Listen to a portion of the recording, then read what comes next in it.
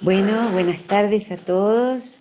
Estamos muy contentos esta tarde de tener a Ana María con nosotros y a compañeros de su equipo, a Fernando, que es nuestro compañero de APIA y del Departamento de Fotolenguaje y Grupo.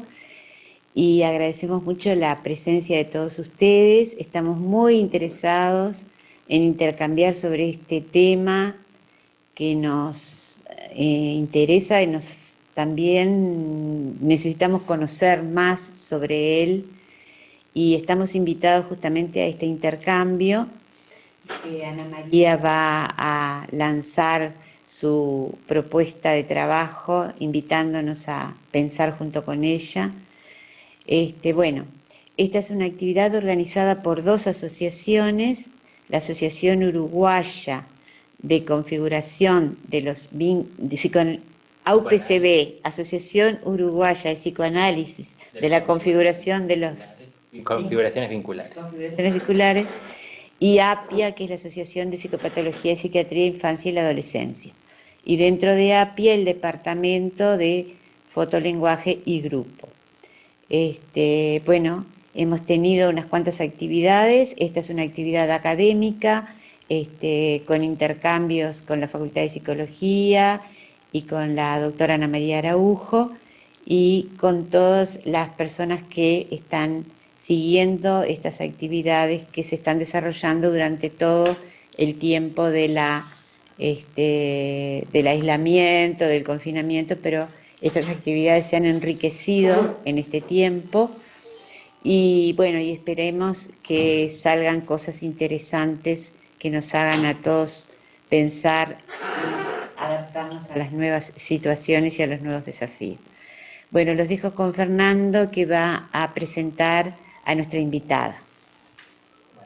Gracias, Dora. Gracias, Ana, por aceptar la participación de este conversatorio para pensar juntos.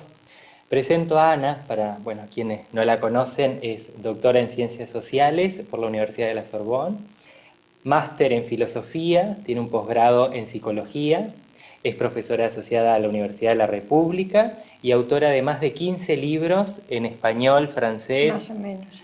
Y son las pocas líneas que me pasó Ana, pero hay un gran etcétera después de todas esas líneas. Sí. Muchas gracias por estar. Bueno, muchas gracias a APIA y a la UPCB y dentro de APIA al Departamento de Fotolenguaje y Grupo. Y muchas gracias a Dora, que nos conocemos hace mucho tiempo, y a Fernando, que es mi estudiante querido, y ahora ya casi magíster, ¿no? Yo estaba pensando que por supuesto vamos a hablar de hipermodernidad y el contexto sociohistórico que nos atraviesa a todos y a todas en este momento.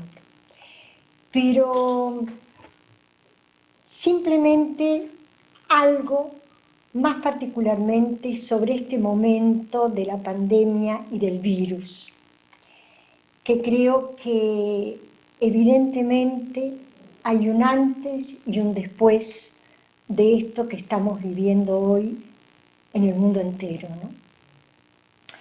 Y voy a empezar con una frase de Martin Buber, que hace mucho tiempo decía que la problemática del hombre se replantea cada vez que parece rescindirse el pacto primero entre el mundo y el ser humano. Y sí, yo diría que son tiempos estos en donde el ser humano, en donde todos nosotros y nosotras, parecería que nos encontramos en el mundo como extranjeros, como solitarios, lanzados así, a la intemperie, en espacios donde se ha borrado una imagen de nosotros mismos y del universo, desapareciendo con ella esa sensación de seguridad, ¿no? Yo creo que uno de los momentos, una de las características de este momento es la incertidumbre, ¿no? Una cierta seguridad que nos hace sentir familiares en el contexto más cercano y también en lo grupal en lo comunicacional y en lo profesional, ¿no? Se rompió esa seguridad. Y entonces esta incertidumbre es una incertidumbre existencial, social, por supuesto que subjetiva, pero también una incertidumbre que nos habilita como una paradoja, ¿no?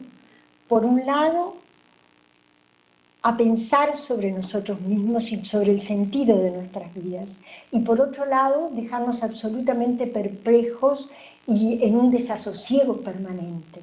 Esta incertidumbre que evidentemente se nos es muy difícil manejarla, ¿no? Son tiempos estos, yo decía, que nos preguntamos sobre nosotros mismos y sobre el otro, ese otro que COVID-19 mediante se vuelve un peligro, ¿no? Y pensando en Beck, cuando habla de las sociedades de riesgo, este momento histórico que estamos viviendo es un momento histórico de riesgo, un momento en donde el otro, no solo ya, digamos, insertos dentro de este tecnocapitalismo o de este neoliberalismo digitalizado, es un competidor, ya ahora se transforma no solo en un competidor, sino en alguien que puede contagiarme y que es depositario de una posible muerte, ¿no? Una posible muerte que quizás está lejana, pero no se trata de cifras y de números en el Uruguay o en Estados Unidos. Se trata más allá de eso.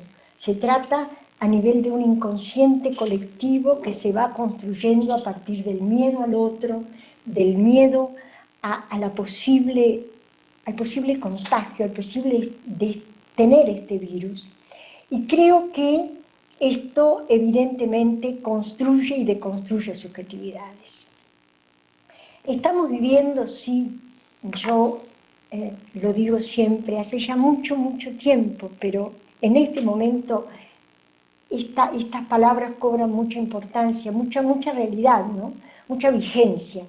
Estamos viviendo una mutación civilizatoria. Estamos viviendo una ruptura antropológica. Para tomar a Castell, estamos viviendo, sí, la metamorfosis profunda del vínculo social, con lo que lleva aparejado esto a nivel psicológico, a nivel de nuestras vidas cotidianas. Y bueno, esta mutación civilizatoria nos habla de una vertiginosidad avasallante de tiempos diacrónicos y espacios virtuales que nos conducen a una vorágine de hiperconexiones. Vamos a desarrollar más el concepto de tiempo y de espacio, porque yo estoy convencida que para adentrarnos y empezar a charlar entre todos, ¿no? Y desde el punto de vista interdisciplinario, para empezar a charlar sobre esta hipermodernidad, me parece que las dos categorías, tiempo y espacio, y comunicación son fundamentales.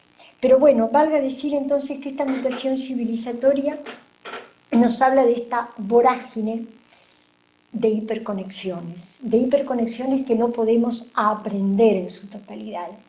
Y Byung-Chul Han habla entonces de tiempos diacrónicos, de tiempos en donde son tiempos paralelos y tiempos en donde ya no solo estamos viviendo la aceleración, sino además de esa aceleración, una sucesión de pantallas, de estímulos, de sensaciones que no nos abarcan una temporalidad continua como estábamos acostumbrados, yo diría, en la hipermodernidad, en la modernidad.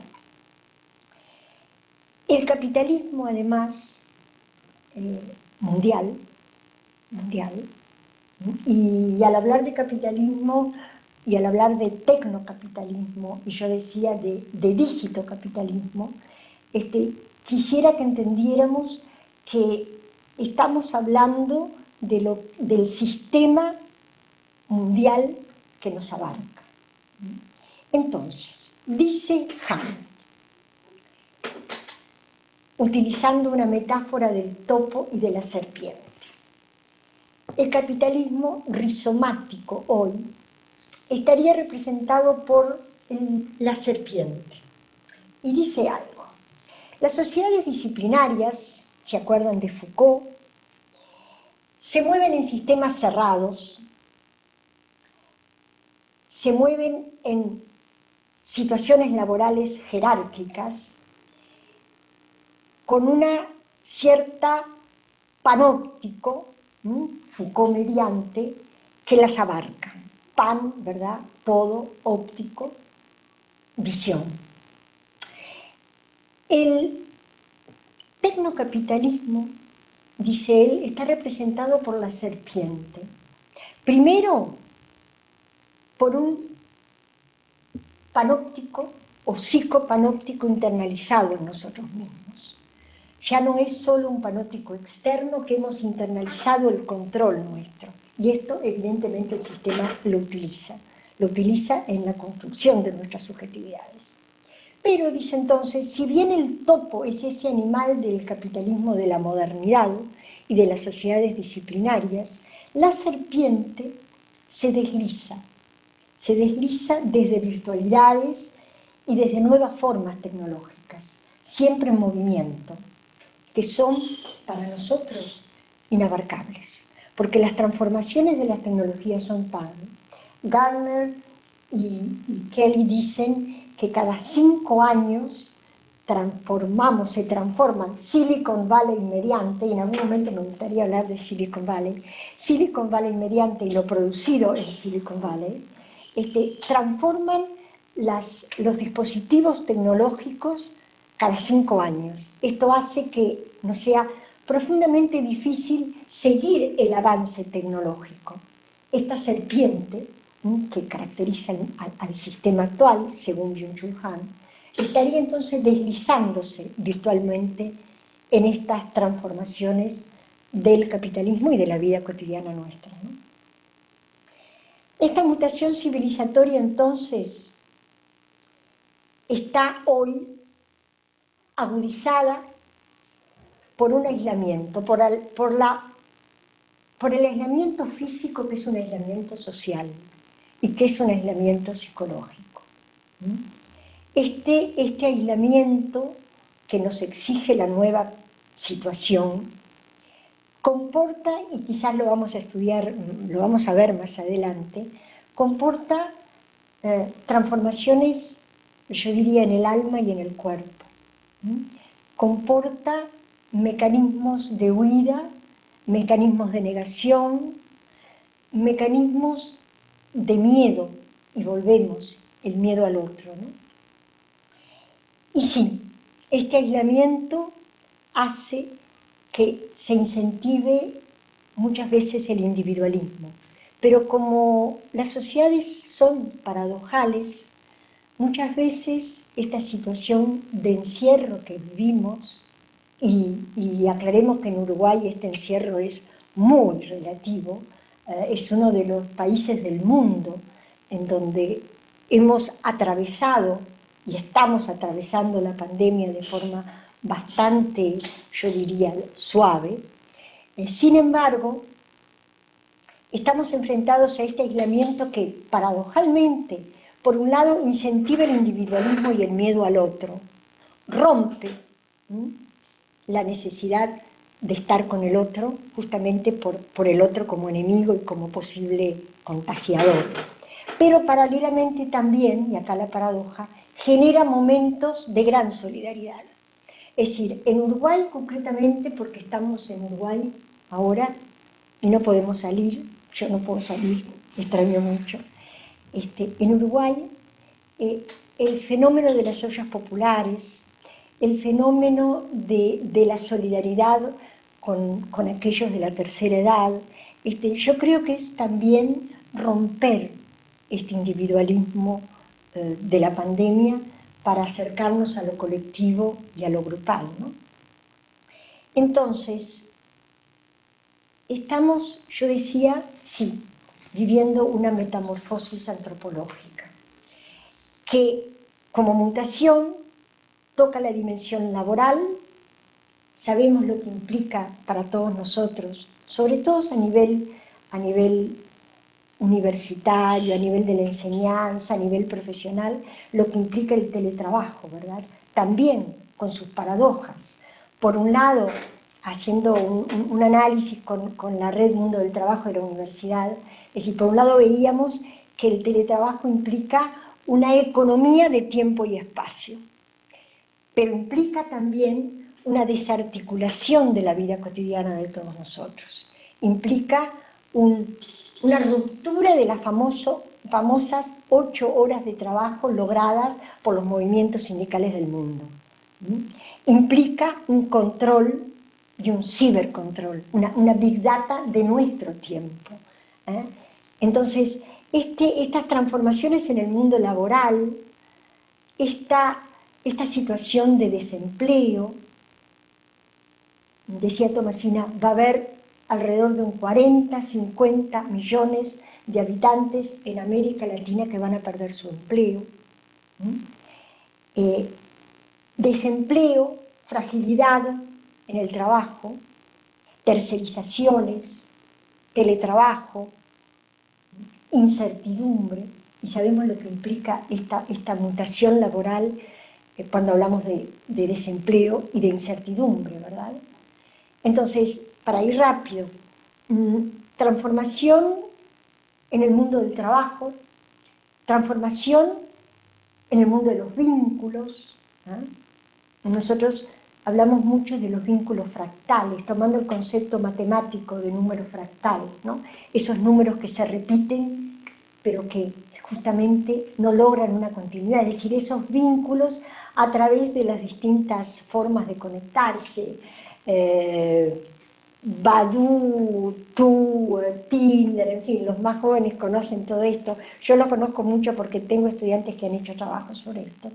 Es decir, estos vínculos fractales que son el ahora y el aquí, el touch and go, porque no sabemos lo que vendrá.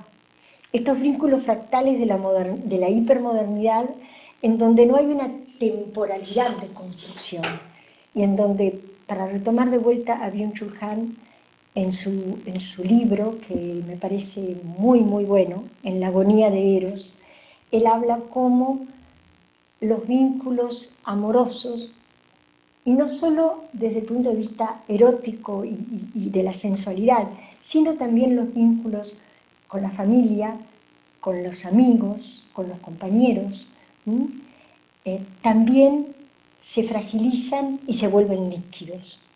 Esta hipermodernidad, tomando a Bauman ahora, nos habla de un amor líquido. Y cómo este momento actual incentiva esto, ¿verdad? En la medida de que hay una incertidumbre frente a la vida y la muerte. Y entonces el vivir el hoy y el aquí parecería que está invalidando a nivel del inconsciente una temporalidad constante y una capacidad de proyecto y de trascendencia, ¿no? Yo decía ahí por algún lugar, vivimos en la inmanencia y no en la trascendencia. Y quizás esta pandemia nos exija cada vez más reencontrar un sentido a nuestras vidas, ante esta vertiginosidad del pasaje del tiempo. Sí, esta situación nos hace pensar, y yo voy a retomar acá a Noah Marari, en una entrevista que le hacen en Impact Theory, muy recientemente, en donde él dice, estamos en un momento en donde hay, yo anoté 5, pero yo puse de mi parte otras 2, como 8 preguntas. Ahí voy. Esta revolución tecnológica, a nivel del mundo del trabajo, a nivel de los vínculos, a nivel de la vida cotidiana, toca, yo diría, estamentos profundos del ser humano. Y nos hace repensar entonces, por un lado, o preguntarnos, y esto yo creo que sería interesante preguntarnos, y generar después un debate, ¿no? La relación entre el desarrollo de la humanidad y la biología del hombre. ¿Qué pasa con las nanotecnologías? ¿Qué pasa con esos personajes que parecían de ciencia ficción, pero que ahora ya están instalados en las realidades nuestras, que son los cyborg o los simbiontes? Joël de Rosnay habla de esos simbiontes, de cibernética y biología, ¿no? Y esto parece demencial, parece, repito, de ciencia ficción, ¿no? Gattaca, Matrix, Her, Black Mirror. Bueno.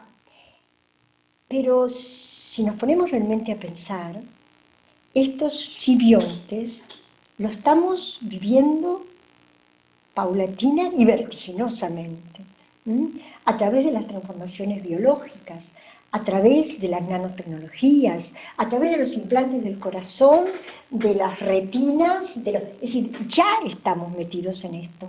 Y creo que no podemos ser ingenuos desde el punto de vista como psicólogos, como filósofos, como sociólogos, como trabajadores sociales, no podemos ser ingenuos y pensar que esto, que hoy ya está inserto en nuestras vidas, no se va a acelerar. Eric Sadin, un filósofo francés, habla de la silicolonización del mundo, de Silicon Valley, que la silicolonización nos coloniza, dice él, y es más que la aparición de nuevas tecnologías de punta, es como una Weltanschauung, es como una verdadera forma de cosmogonía, de ver al mundo y a todos nosotros, ¿no? Entonces, voy a las preguntas. Primera, relación entre el desarrollo de la humanidad y la biología del hombre. ¿Qué pasa en nuestro cuerpo? ¿Qué pasa en nuestras biología, en nuestra interioridad? Pregunta. ¿Qué pasa, dice él, entre la cultura y la naturaleza? Bueno, esta es una gran pregunta filosófica de todos los tiempos, pero hoy esto cobra una importancia enorme. Esta cultura, y entiendo cultura desde el punto de vista antropológico como aquello que crea, como el útil que ha creado el hombre, está transformando la naturaleza, está transformando a los seres humanos, está transformando la posibilidad de tener relaciones sexuales y procrear, está transformando al universo de nuestras vidas cotidianas, ¿no? Esta cultura tecnológica, silicolonizada. Y yo acá digo, no quiero caer, porque muchas veces yo sé que soy media apocalíptica, ¿no? Y aparece como si estuviera demonizando las tecnologías. Y me gustó algo que dice por ahí Sadin, no ser ciberutópicos, por favor, porque entonces, claro, fantástico las tecnologías. No, por favor, no ser ciberutópicos, pero tampoco ser ciberteóricos escépticos. Situarse en la realidad. Bueno, entonces, esta relación cultura-naturaleza, que yo creo que el arte, los cineastas, la literatura, yo estoy convencida que están siempre un pasito más adelante que todos nosotros, y hablan de esto, ¿no? Como ciencia ficción, justamente. ¿Qué es la naturaleza? Vale preguntarse. ¿De qué naturaleza hablamos? Y para los psicólogos, los psicoanalistas, ¿cómo construir? Miren que estoy pesando bien las palabras. ¿Cómo construir un inconsciente cultural tomando a Debreu hoy? Otra de las grandes preguntas, que ya la veníamos haciendo, los vínculos. Acá podríamos hablar, pero no vamos a hablar porque no hay tiempo, pero les largo así. Tendríamos que hacer referencia a Pichon Rivière, ¿verdad? Cuando habla de vínculos. Cuando habla de vínculos y cómo el ser humano es en función del grupo y de lo social. ¿Por qué? Porque ya antes de nacer, en el parto, estamos insertos en lo social y estamos vinculados, ¿eh?, a distintas instituciones, a distintos grupos, a distintas comunidades con los cuales establecemos vínculos.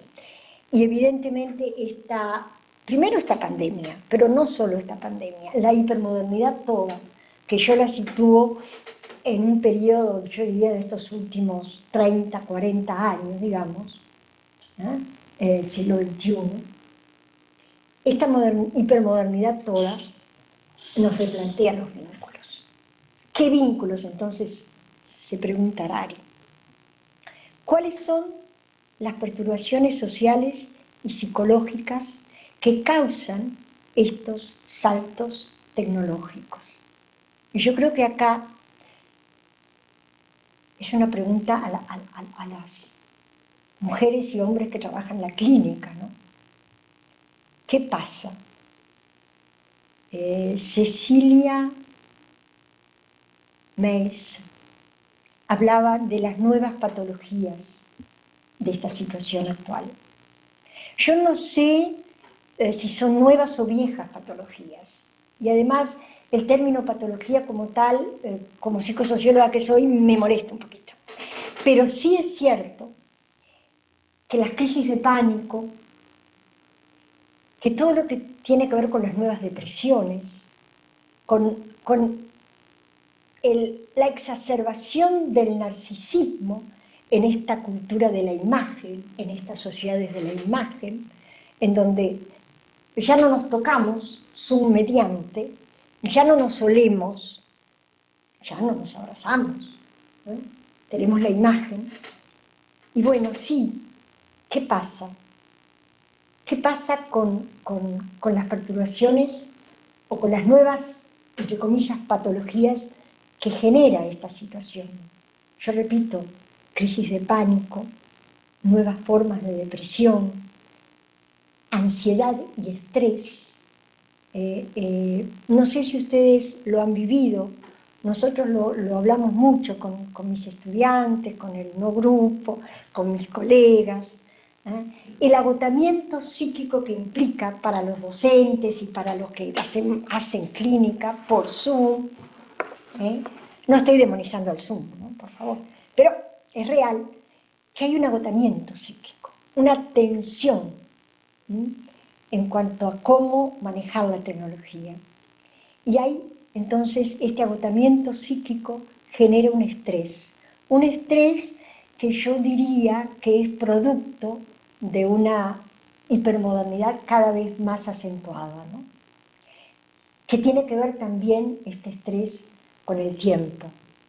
Esta vertiginosidad del tiempo que hablábamos, yo diría que me gusta mucho citar a Bauman acá, al hablar de perturbaciones psicológicas y sociales, cuando él dice que patinamos sobre hielo fino y parecería que la única solución es la velocidad. Es una imagen muy potente, ¿no? Porque el patinar, no caminar, y tenemos que patinar para seguir el ritmo, ¿sí?, o patinamos y seguimos el ritmo y trabajamos, o no trabajamos y generamos y nos situamos en una angustia existencial muy fuerte del desempleo. Entonces, cuando Bauman, perdón, no es Bauman citando a Emerson, que habla de patinamos sobre hielo fino y parecería que la única solución es la vertiginosidad y la velocidad. Claro, cuando nos paramos, el hielo fino, que en este caso estaría representando las sociedades, estas sociedades hipermodernas, se resquebraja y nos hundimos real y simbólicamente, ¿eh? Entonces avanzamos vertiginosamente. Por eso quizás yo vuelvo a la paradoja, quizás este momento histórico nos permita, por un lado la exigencia de avanzar vertiginosamente, pero por otro lado un parate, ¿sí?, y pensar el sentido de nuestras vidas. Entonces, las perturbaciones psicológicas, sociales, corporales, ¿no? Es decir, las contracturas, el insomnio. Esto se ha estudiado bastante en este momento, ¿no?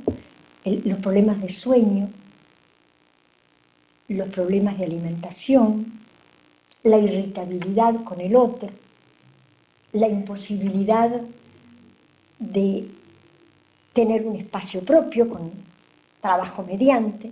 Bueno, todo esto genera perturbaciones. ¿Cuáles son estas perturbaciones? Yo se las pregunto.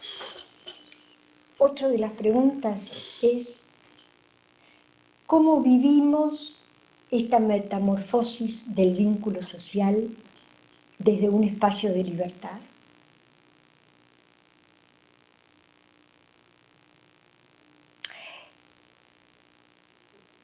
¿Cómo acompañamos nuestras vidas en esta situación algorítmica, dice Harari, en donde la articulación de distintos algoritmos nos conocen más que a nosotros mismos? Ustedes saben, digo,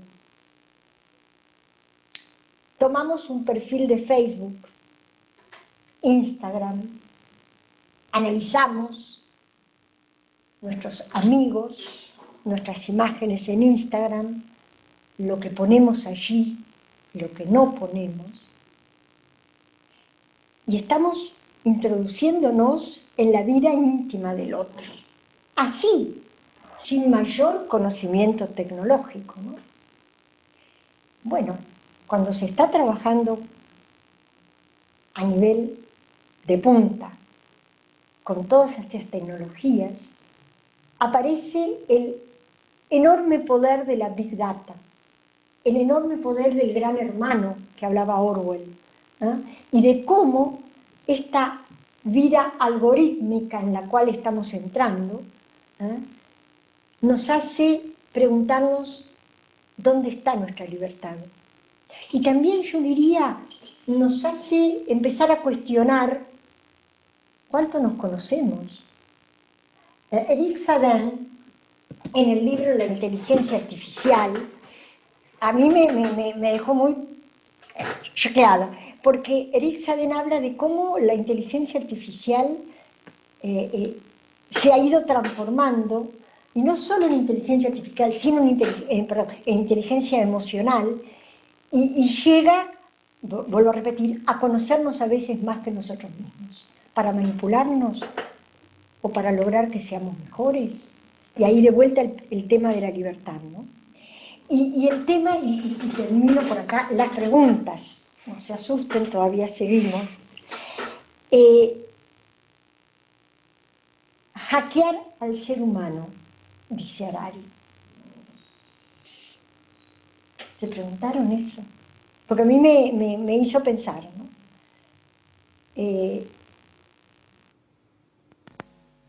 Hackear al ser humano, como los troyanos. ¿Se acuerdan de la metáfora del caballo de Troya? ¿Ah? Que se inserta para destruir, digamos, Troya, ¿no? Y bueno, ¿hasta dónde este hackear al otro a través de la Big Data y a través del gran hermano y a través del panóptico internalizado de estas nuevas tecnologías nos están hackeando continuamente? Pero, y acá de vuelta a la paradoja, este hackeo puede ser como el lobo de Caperucita Roja, para comernos mejor, o puede ser también desde el lado de la resistencia y desde el lado de la libertad y desde el lado de una lucha por un mundo mejor. Puede ser también utilizado por hackear datos que perturben a estas sociedades de un capitalismo feroz, ¿no? Perdonen, pero yo acá voy a hacer alusión, pueden compartirlo o no, y como verán no estoy para nada siguiendo la conferencia que había escrito, discúlpenme, pero hablando de hackers, y que no es exactamente un hacker, siempre me impactó Snowden, por un lado, y por otro lado, Julian Assange.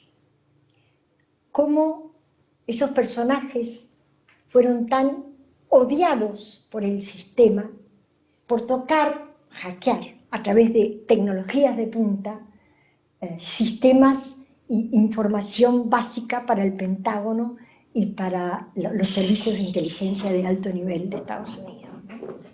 Me pregunto entonces cómo justamente no demonizar estas tecnologías, ¿no? Y no ser ni ciberutópicos, ni escépticos, ni apocalípticos, ni integrados, ¿no? Para retomar a Humberto Eco.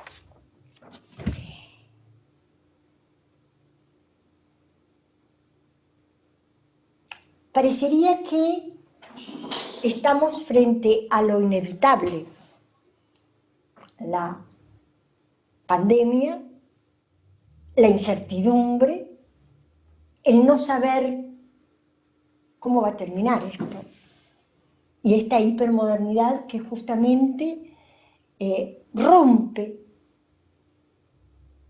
una cotidianidad moderna y exacerba determinados valores del consumismo, del hiperindividualismo, de la competencia. Parecería lo inevitable, hacia ahí vamos.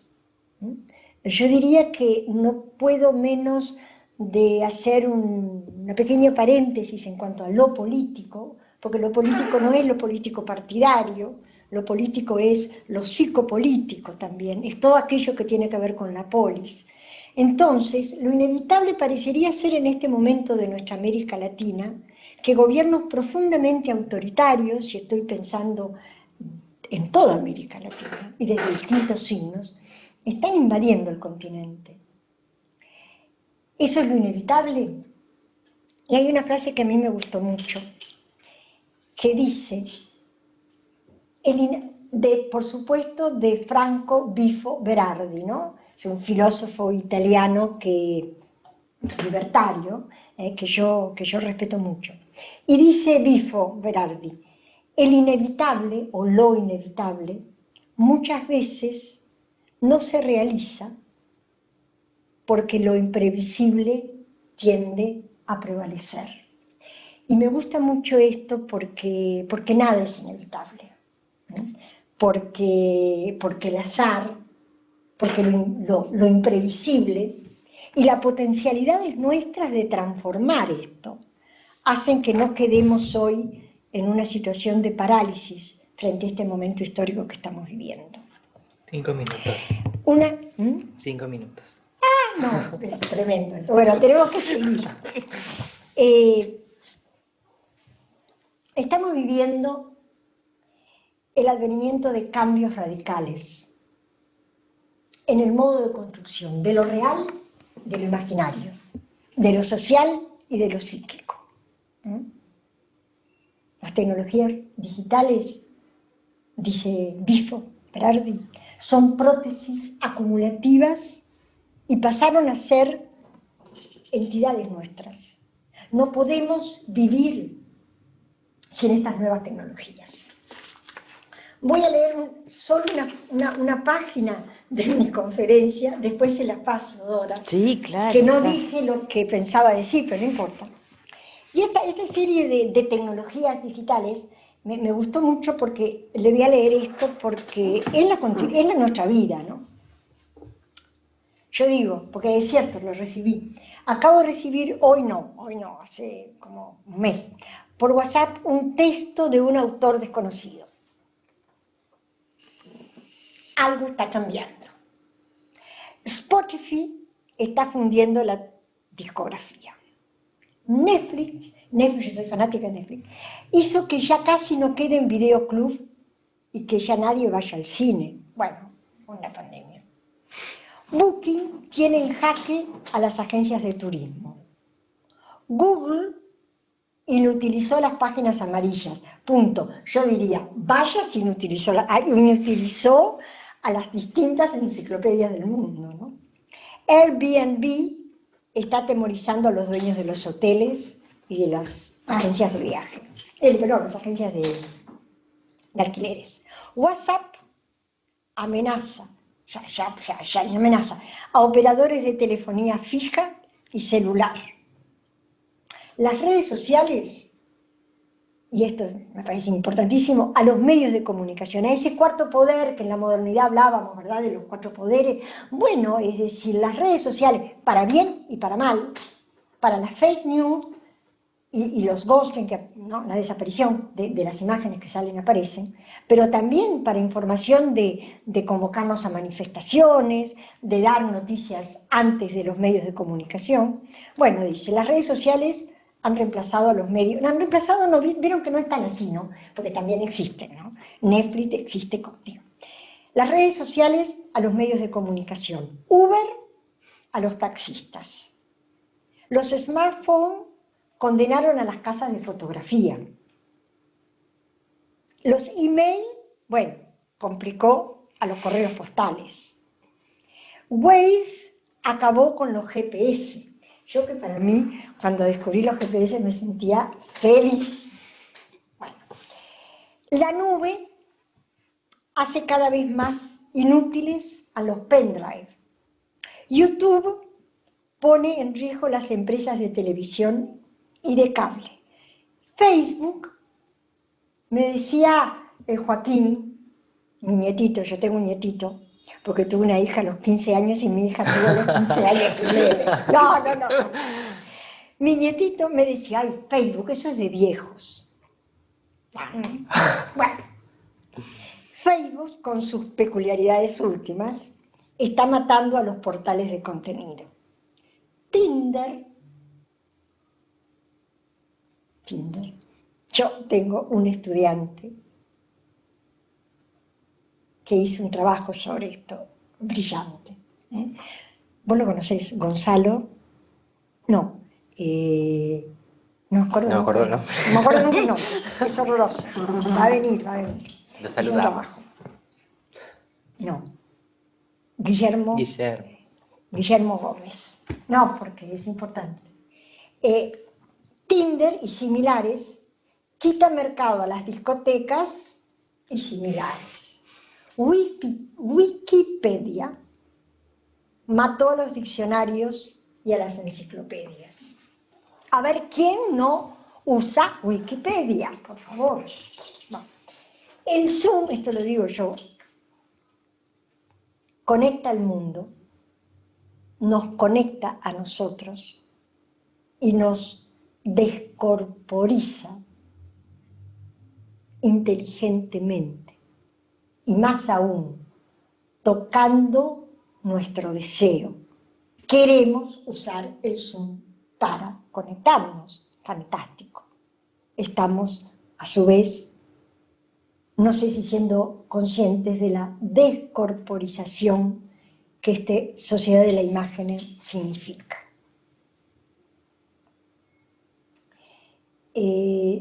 Queda poquito, ya terminé. Bueno, no. Entonces yo quería leerles el final, por lo menos, de la conferencia.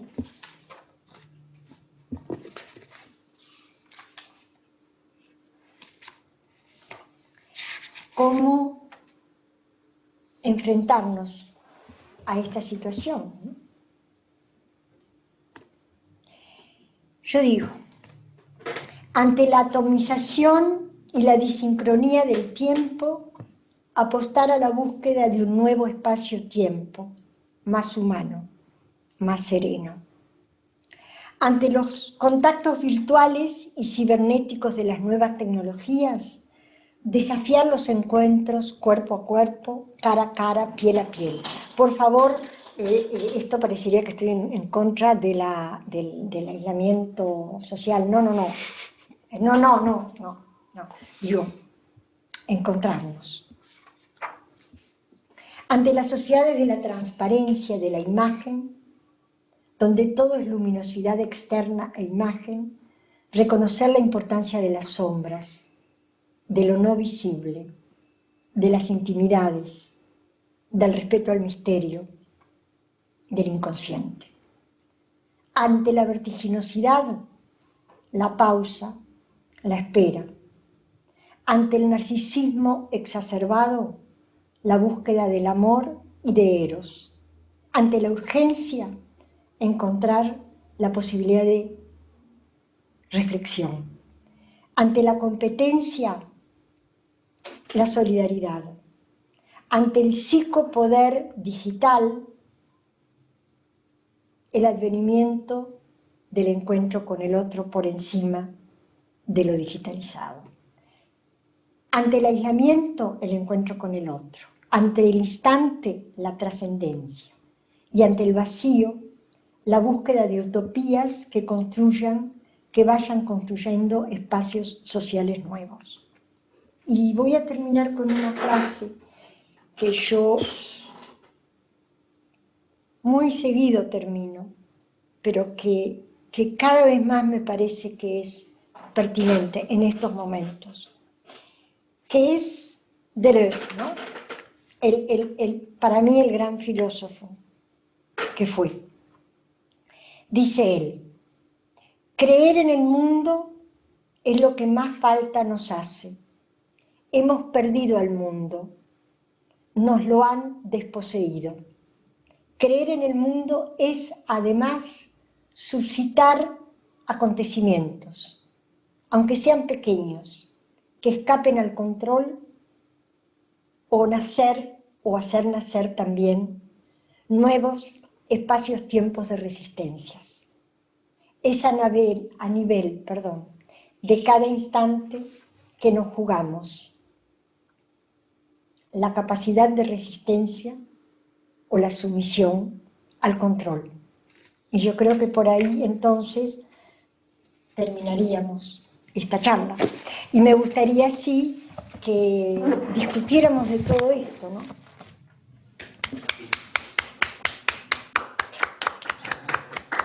Son pocos, pero desde tu casa seguramente aplaudan. Bueno, gracias. Gracias. Ahora abrimos el espacio de reflexiones o consultas a las personas que están detrás de estas cámaras. ¿Cómo sabemos que quieren expresar? Y ahí alguien prendió una... Ahí alguien prendió la cámara. Nos gustaría saber que levanten su mano, que nos digan los que hablen, los que quieran participar. Se quedaron tan... Cuesta un poquito... Mira, ahí está Raquel Selenic. Claro, veo uno. Pido la palabra. A ver. Sí, te escuchamos. Un poco para romper el hielo, ¿no? Que siempre es más difícil. Yo no escucho nada. ¿No se oye? Sí. Bajo. Digo que hablo primero para romper el hielo, así los demás se van animando, ¿no? A mí lo que se me ocurre de todo lo que dijiste, que más me hizo ruido, porque además no tiene que ver solamente con la pandemia, ya viene, pero tú lo mencionaste, Ana María, y es cuáles son las nuevas patologías.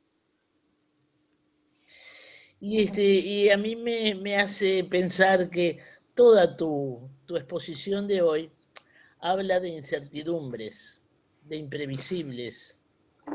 O sea que realmente instalar nuevas patologías es generar como cuadros rígidos. Y en medio de la incertidumbre no hay manera de generar cuadros rígidos.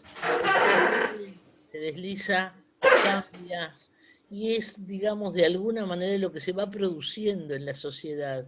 Y creo que lo peor que podríamos hacer ahora es pensar en enfermedades, cuando lo que está corriendo son síntomas, y los síntomas son a granel. Me parece así como simplemente un shock, un poquito como para darte pie con esta tema. Totalmente. Me voy. Totalmente. Por eso yo decía, Raquel, que las ponía en comillas, y que no me gustaba hablar de patologías, porque yo creo que en este momento, como vos decís y como decimos, ¿no?, de incertidumbre, de cuestionamiento de todo, de ruptura de saberes establecidos, de ortodoxias, Evidentemente cuando, yo no hablo, digo, pero cuando me refería a lo nuevo, era justamente esta necesidad de tratar de entender esta realidad nuestra desde otros paradigmas. Los paradigmas existentes no alcanzan para entenderla, y menos las patologías existentes, porque, repito, es decir, yo creo que estamos viviendo un momento de transformación y de mutación, por lo tanto, a repensar, como tú decís, los síntomas que expresan esta incertidumbre, ¿no? Y me parece que esto que tú decís se inserta mucho personalmente con mi pensamiento, que sigue siendo muy sartriano y existencial, de movimiento constante, ¿no? De movimiento constante.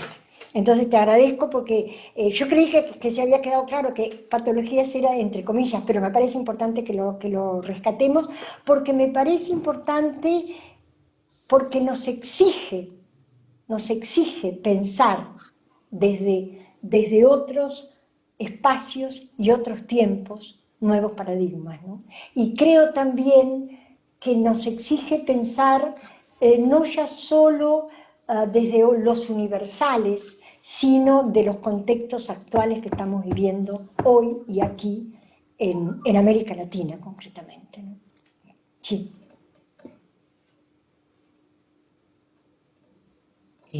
¿Puedo decir algo? Sí. A mí desde que empezó todo esto, siempre pensando cómo salir y cuál era las posibilidades que teníamos, pero una de las cosas que después de grandes, bueno, por ejemplo, después del Big Bang, que fue una gran destrucción, se creó el universo, pero más cerca, todos los avances que hubieron después de las grandes guerras en los conocimientos. Y, por ejemplo, analizando todo lo que se había sufrido en la Segunda Guerra Mundial, todos los avances que se hicieron en conocer nuestras necesidades afectivas, nuestras necesidades de vínculo, nuestras necesidades de grupo, de socialización, ¿no? Y pensando, por ejemplo, en Bowlby y su teoría del apego, que Bowlby dice que el apego se intensifica cuando uno siente que una persona que uno quiere y con la que está vinculado está en peligro. Entonces, y eso es una función de preservación del otro, ¿verdad? Cuando yo sé que el otro está en peligro, me voy a acercar y voy a tratar de ayudarlo y de acompañarlo. Entonces, yo creo que ahora todos estamos sintiendo esto de que estamos en peligro, que estamos en riesgo, que hay grupos que están en mayor riesgo que otros, y queda claro, por otro lado, que los que no se están preocupando por esos que están en riesgo y que están sufriendo, quedan como seres de alguna manera monstruosos, que no pueden sensibilizarse frente al dolor y al sufrimiento de la mayoría. Digo, va quedando como más claro, me parece, para pensar, y nos motiva a actuar en función de la preservación, del cuidado, de salvarnos, pero de salvar la naturaleza, que es nuestro lugar de vida, de salvar los animales, de salvar los árboles, las flores, todo lo que existe, porque todo está en riesgo, porque no hay quien de los que están dirigiendo el mundo en este momento piensen que hay que cuidarlo. ¿Quiénes estamos pensando en eso? Los que no estamos con la posibilidad de lograrlo. Pero yo creo que si somos una mayoría, primero despertar, primero ser conscientes del momento que estamos viviendo, y yo creo que esta conferencia nos hace pensar mucho, ¿no? Que realmente es un cambio, que es una metamorfosis, que es una nueva era, y en las nuevas eras se construyen cosas en la medida que podamos, en la medida, como decía, resistir y crear, resistir y avanzar, pero sobre todo siento que la llave principal para esto es estar juntos, es la solidaridad, es abrazarnos, es complementarnos, es crear nuevos conocimientos como desde el lado de la ciencia, que ustedes vieron que la ciencia también está en cuestión en este momento, pero se necesitan crear nuevos conocimientos que vayan del lado de la reconstrucción, no del lado de la deshumanización. Dora, me hiciste acordar y voy a leer del antropocentrismo a la defensa del universo y del ecosistema. Es un parágrafo que, por supuesto, no lo pude decir por el tiempo, ¿no? Que tiene que ver con esto que tú decís. El hombre, el ser humano, el hombre y la mujer, como centro del universo, es una de las características fundantes que pautan el comienzo de la modernidad. Esta modernidad que sostuvo la idea y la praxis que el ser humano es el rey del universo, desconociendo la naturaleza, hiriendo la naturaleza a través del extractivismo y de las violaciones de la tierra y los recursos naturales, y aún hoy más en nuestra América. Quizás en estos tiempos virales de este capitalismo tecnológico y global, en estos tiempos de descorporización de lo social, sea necesario rescatar al ecosistema, valorar la naturaleza, salir del antropocentrismo, apostar al encuentro desde una ética de la libertad. Y yo creo que a eso te estabas refiriendo, ¿no? Desde una ética de la libertad y desde una ética de la solidaridad, ¿no? ¿Algunas otras opiniones?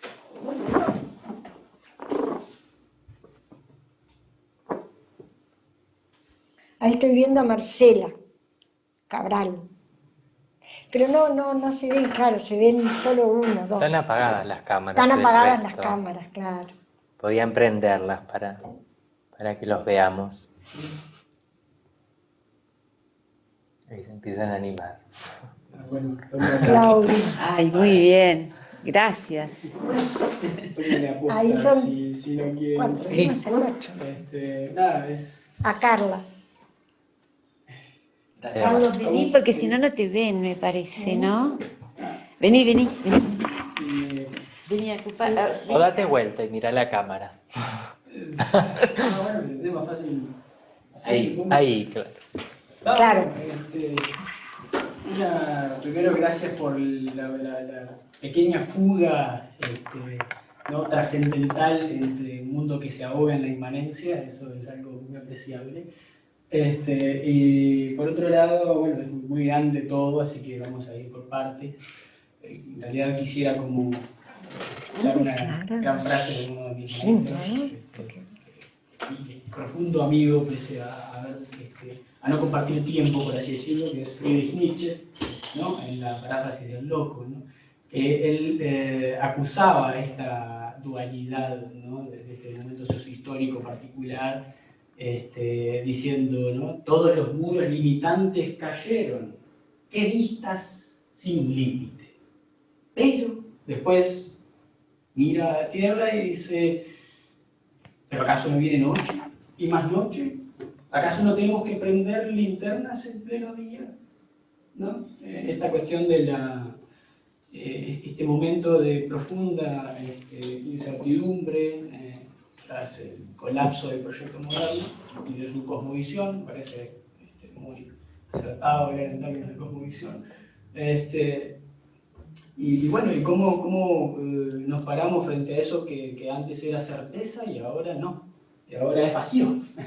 Ahora es desasosiego, es ¿qué hago? ¿Qué hago con mi existir en el mundo? ¿Qué hago con este arrojo que soy o que estoy siendo? ¿Y cómo construyo mundo con el otro también? Es un proyecto compartido, claramente.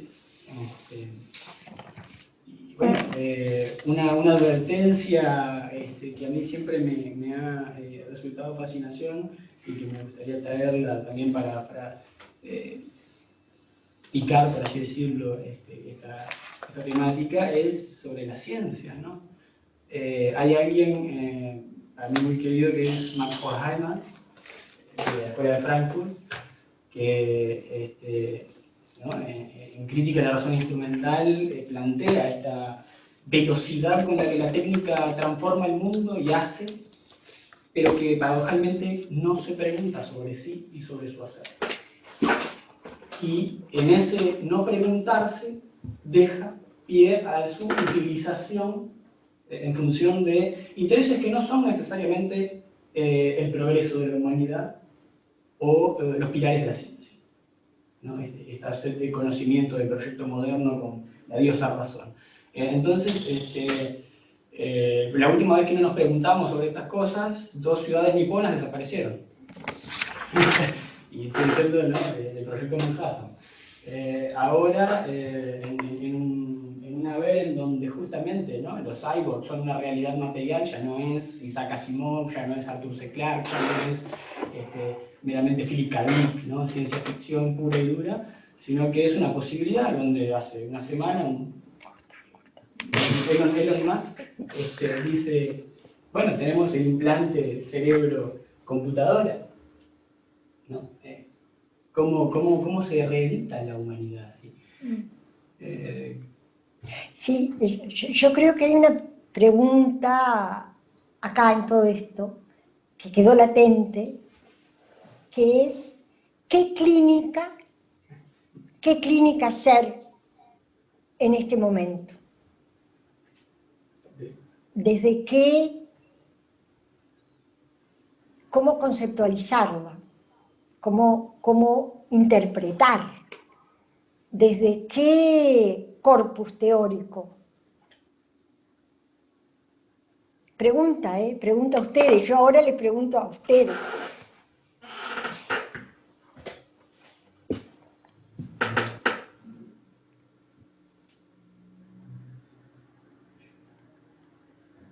Queremos oírlos.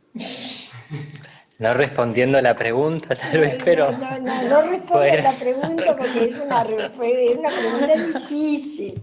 Pero digo, no, sobre ¿Cómo se sienten? Comentarios, qué sé yo. Desde el fondo de su corazón. ¿Sabes?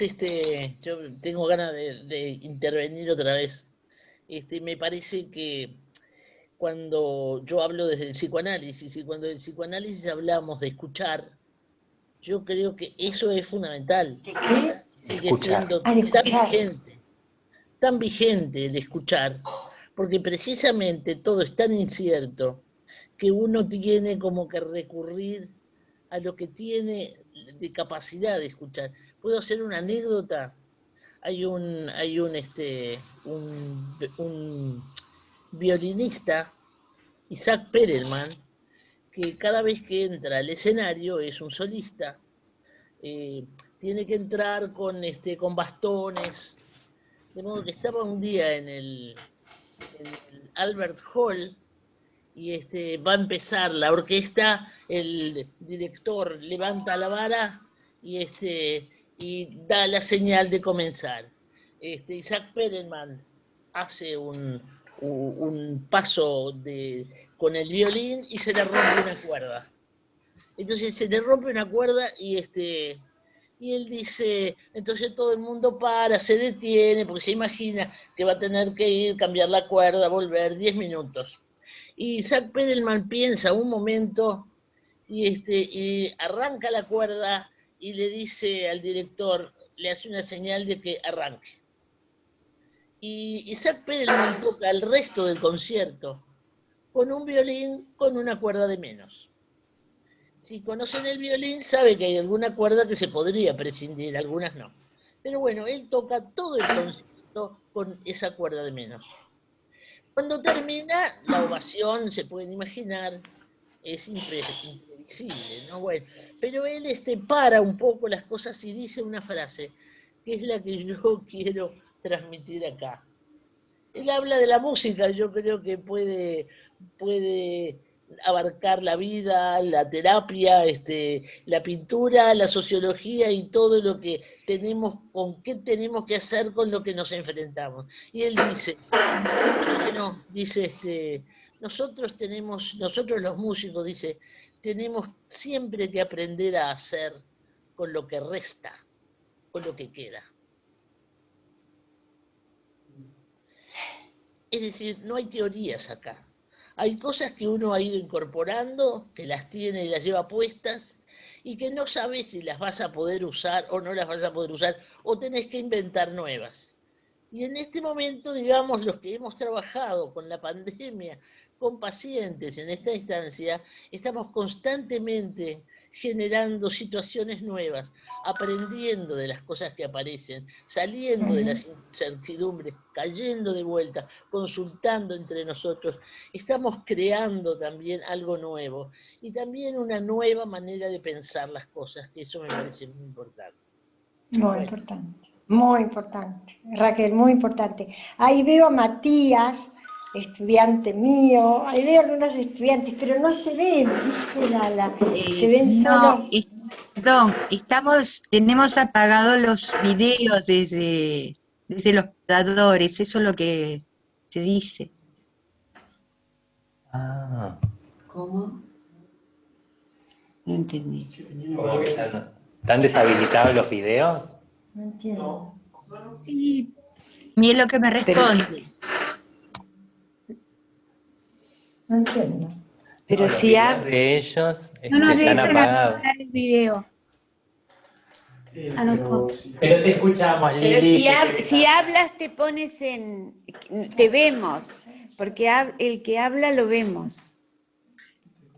Ana María, yo quería hacerte un comentario. Soy Ivonne Cancela, ¿cómo Cancela. estás? Hola, Ivonne. ¿Cómo estás? Mira, Bien. un poco que tiene que ver con lo que tú has dicho, con lo que hemos conversado muchas veces. Me estaba preguntando, viendo las noticias del couvre-feu en Francia, yo estaba pensando una cosa, es decir, para nosotros es el toque de queda, para ellos es el cubrirse del fuego, es decir, como que nos están tirando bombas, como que nos están tirando. Entonces, eso me llamó mucho la atención, pero desde el punto de vista de los que estamos recibiendo ese fuego, es batallar por encima nuestro. Es decir, ¿cómo podemos salir de ese couvre-feu en este momento, cuando nos están, como los alemanes en la época de la Segunda Guerra Mundial, ametrallando, tirándonos bombas, todo metafórico, ¿no? Pero que es algo real. Entonces, ¿cómo se levanta? En este caso es la sociedad francesa, pero no falta mucho para que nosotros nos puedan imponer en algún momento ese... que la explicación es de que aparentemente desciende el número de infectados de COVID cuando hay un couvre-feu entre las 10 y las 6 de la mañana. Se ve que el COVID va a descansar y reinicia el otro día. O sea, medio como loco, pero un poco es eso lo que querías dejarte planteado. Sí, sí. Ivonne, gracias. Bueno, Ivonne forma parte del grupo de trabajo y salud de la Universidad de la República, ¿no? Ivonne, gracias porque me parece re simbólico la palabra couvre-feu, cubrirse del fuego. Dora hablaba de las guerras, y este virus, yo hablo del virus como una serpiente, yo decía, políglota, transcultural, transgénero, policlasista, nanoserpiente, es decir, que nos rodea, y vaya si nos bombardea, ¿no? Vaya si nos bombardea desde adentro, desde los cuerpos. Y sí, yo creo que es una expresión muy fuerte que nos evoca que parecería que estuviéramos en el planeta entero en guerra, ¿no? En guerra contra un virus que aún no se sabe demasiado cómo combatirlo. Vacunas mediantes. Pero creo que el tema no es la vacuna y el virus, el tema es lo que causó, el impacto en las subjetividades que causó esto, por encima de enfermarse o no enfermarse, por encima de enfrentarnos o no a la muerte, es cómo creamos o no, porque hay toda una serie de teorías sobre, ¿verdad?, muy conspirativas, que dicen que es todo un trabajo de la Organización Mundial de la Salud, etcétera, etcétera. Personalmente me parece una locura, pero las hay. Entonces, más allá de lo que implica el virus como tal, que puede implicar la muerte, es las consecuencias que este virus causó en nuestras vidas cotidianas y en nuestras subjetividades, ¿no? Por eso yo hablaba de una mutación, no ya de un cambio, sino de una mutación. Sí, gracias, Ivonne, por traer esta imagen de Hugo. Liliana quiere hablar. Lili, te damos la palabra. Yo le quería contar que escribí mucho porque era una especie de refugio para mí la escritura. Y mandé ahí un archivo, pero ahora encontré otra cosa. Y cuando hablaban eso del cubrefuego, me acordé de lo que son los ignífugos. Es un material que utilizan los bomberos para protegerse del fuego. Es como otra piel. Pero yo pensaba, ¿qué piel nos están poniendo y cómo se da el contacto? Y desde qué nos estamos defendiendo o insensibilizando. Esa paradoja que tú hablabas también, de que por un lado nos vamos como poniendo muy duros y al mismo tiempo muy empáticos con el otro, ¿no? Es como una suerte de paradoja, y en ese tobogán o en esa sub y baja estamos, en esa incertidumbre. Bueno, y es una palabra difícil eso de ignífugo porque nos protege, pero al mismo tiempo es peligrosa, ¿no? En ese sentido quería decir. Sí, sí, gracias.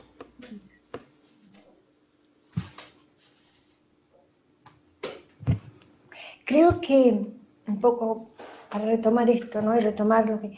Creo que es necesario más que nunca, siempre es necesario, pero creo que en estos momentos de eléctrico, yo diría, del mundo, es importante generar pensamiento colectivo y pensamiento crítico. Por eso me parece importante estar reunidos, largar ideas, aunque sean locas, no importa. Yo no creo que hayamos enloquecido hasta ahora en lo que dijimos, pero aunque sean ideas inacabadas, ¿no? Yo pienso que son momentos en donde los pensamientos inacabados son los que posibilitan empezar realmente a encontrar caminos, que nunca va a ser uno, pero son caminos, ¿no? Y creo que es una responsabilidad muy grande, sartriana, no, es una responsabilidad muy grande nuestra, ¿no?, como psicólogos, como sociólogos, como intelectuales, como trabajadores, conscientes de lo que estamos viviendo, de pensar juntos, por eso los colectivos son tan importantes, ¿no?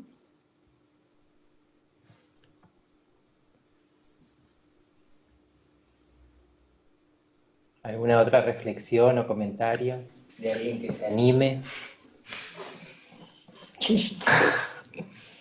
Es que sin verse, es decir, es difícil. Ellos están viendo a todos los que están. Ellos a través de acá ven a todos. Nosotros tendríamos que tener acá. No sé si lo veríamos. ¿Puedo decir algo más? Sí. Eso que Sí. tú decís, no podernos ver, es como navegar en zafarrancho, en lo que es en el lenguaje, digamos, náutico, ¿saben lo que es? Tú, Ana, decís que sí, ¿no? No. Estar preparado con todos los sabios, y no tantos sabios, porque tú decías, bueno, todas esas ortodoxias en este momento no nos sirven, ¿no? Con otro tipo de herramientas que tienen que ver con la intuición o con eso de estar prontos para lo nuevo, para hacer ese viraje y de alguna manera lo que viene en contra, usarlo a favor, ¿no? Alguien dice muchas veces, no podemos cambiar el viento, pero sí podemos direccionar las velas. Ese navegar en zafarrancho y usar las estrategias y barajarlas en el momento. Que creo que por eso el grupo es muy importante. Y también ir hacia atrás, hacia lo que se hacía antes, Yo cada vez recuerdo más y pienso qué valioso que era lo que se hacía antes, lo que hacían nuestros padres, nuestros abuelos, no sé. Y no es todo este modernismo que al final parece que tiene algo que nos lleva a la destrucción, Es como de la intelectual. aceleración. Sí. Bueno, la necesidad igual de adaptar esas prácticas. No, está por acá el micrófono. De adaptar y buscar nuevas formas de proceder, de actuar, de buscar en el colectivo. Sí, pero antes, por ejemplo, la gente pensaba mucho más en la gente, y la gente estaba más en el centro de todo. Y ahora las personas quedamos como en las márgenes. Sí. Buenas noches, Ana, un gusto. Soy Marcela. Disculpen que estoy con... te veo. Disculpen que tengo lentes oscuros, pero es un tema en la vista. Me llevaron a animarme a comentar lo que pensaba. Y de navegar en un zafarrancho, creo que estuvo gráfica la imagen. El término, digo, en este intercambio.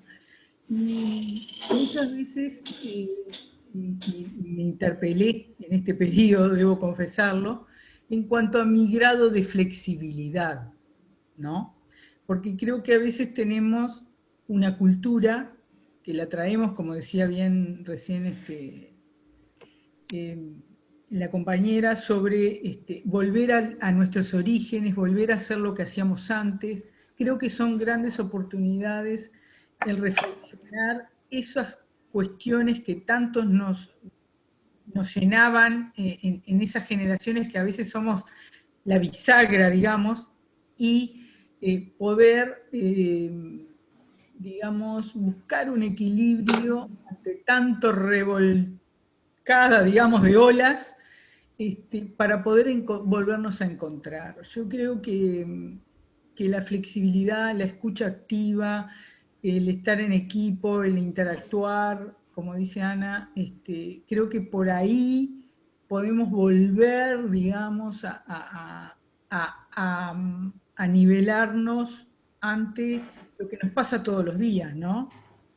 Sea por temor, decir que tenemos miedo cuando lo tenemos, porque muchas veces yo siento que a veces no nos expresamos todos los sentimientos o todas las emociones que nos atraviesan por distintos motivos, ¿no?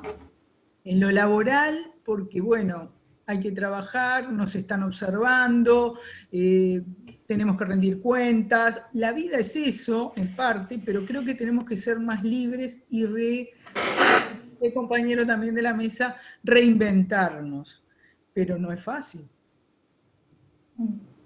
Y creo que la psicología creo que es clave en este momento para ayudarnos a cuando no estamos pudiendo.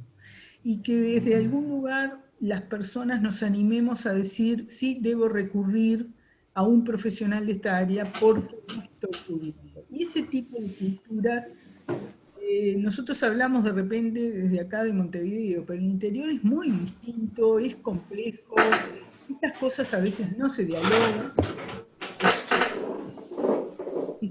Habría que ver cómo podemos en regiones, en lugares lejanos, instrumentar este tipo de cuestiones, porque las emociones que nos quedan atrapadas y a veces nos atrapan, y demasiado. Creo, por ahí mi reflexión. Sí. Yo estoy pensando esto que tú dijiste, las emociones nos quedan atrapadas, ¿no? Y me parece también fuerte el pensar cómo desatrapar las emociones, ¿no? Cómo ser capaces. Yo estoy convencida que a través de la escucha y de la palabra y a través de los cuerpos también, a través de los vínculos. Innovar nuevos vínculos. No desechar las tecnologías, porque creo que además que esto se va a instalar de ahora en adelante. Es decir, no hay un antes, perdón, no hay un después, va a estar instalados en nuestras vidas cotidianas. ¿Cómo humanizar? Exacto. cómo humanizar y cómo reconocer estas emociones que nos atraviesan, ¿no? Para mí eso es un gran tema y creo que estoy convencida que desde el encuentro con el otro, y sí, fundamentalmente a través de la psicología, a través del pensamiento, a través de la crítica, es donde podemos humanizar este momento histórico.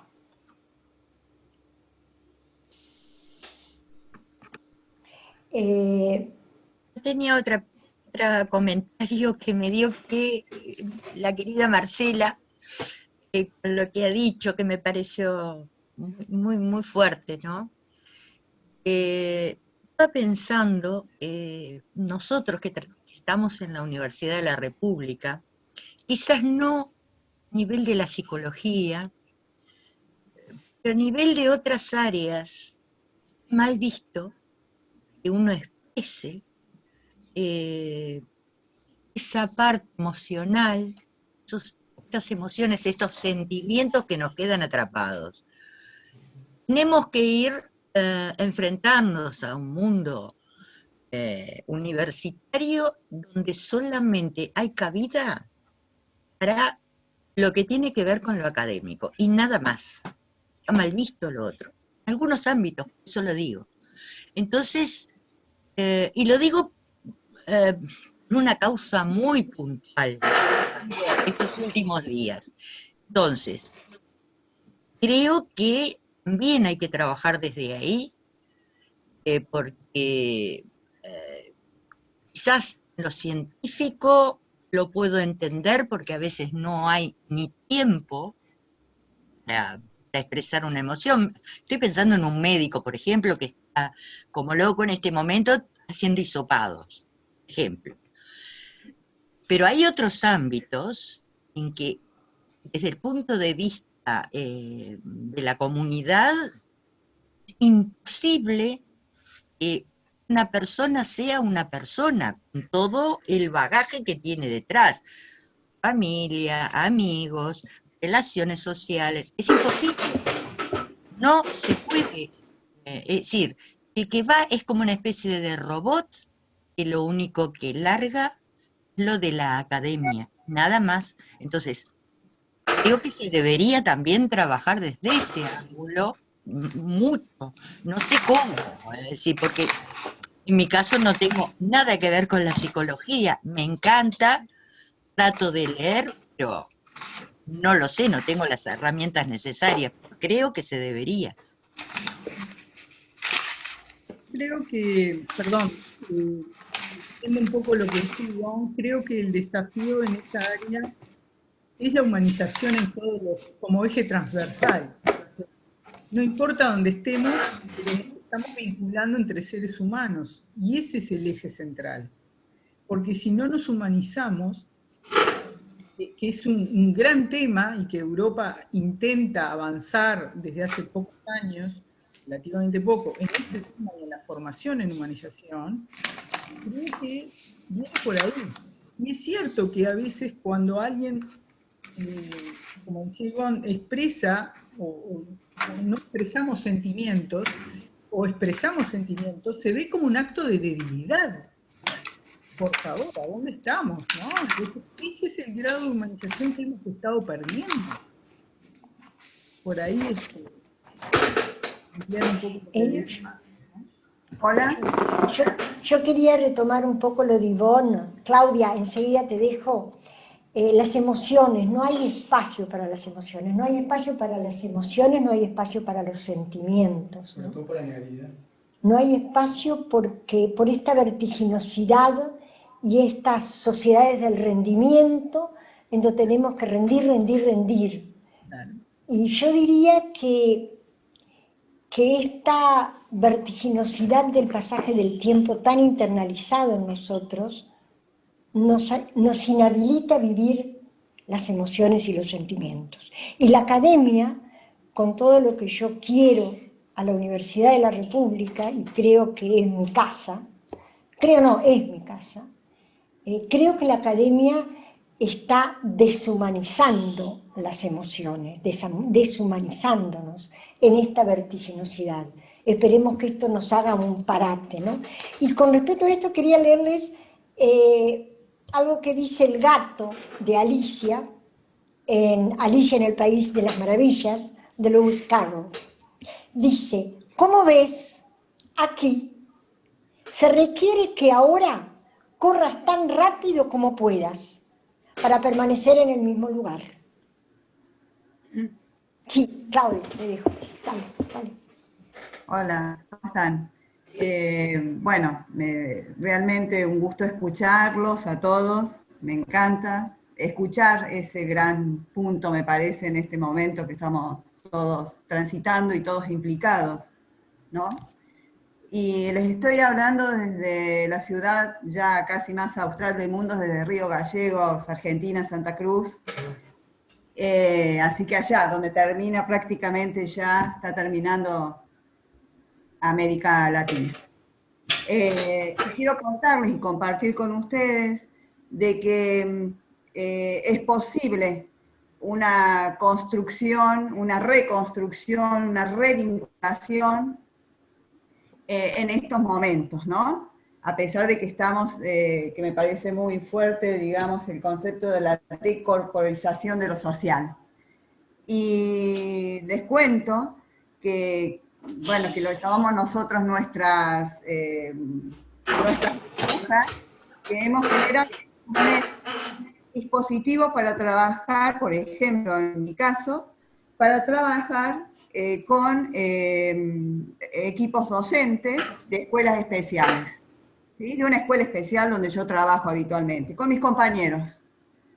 Y sostenemos esos encuentros en forma sistemática y en forma, diría, sí, totalmente sistematizado semanalmente, con una variable que siempre está presente, que es comunicarnos para sostener los vínculos, pero para trabajar justamente el aspecto subjetivo, emocional, que implica compartir este momento que es como, podríamos situarlo como que de una catástrofe, ¿no? De algo que se impuso. Bueno, tenemos que construir colectivamente con lo que cada uno tiene en este momento. Y les quiero contar que es posible. Así vamos transitando entre todos, los enfermos por COVID, las familias de nuestros alumnos que se enferman, las personas que fallecen en los distintos núcleos familiares, y vamos generando ese momento de escucha y de poder construir y poner en marcha la inteligencia para seguir construyendo en esta vida cotidiana, ¿no?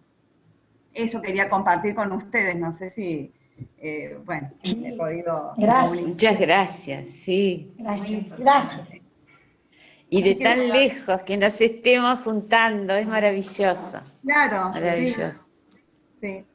Así que les agradezco mucho. No, a ti que estés acá y que nos des este lindo testimonio. Sí.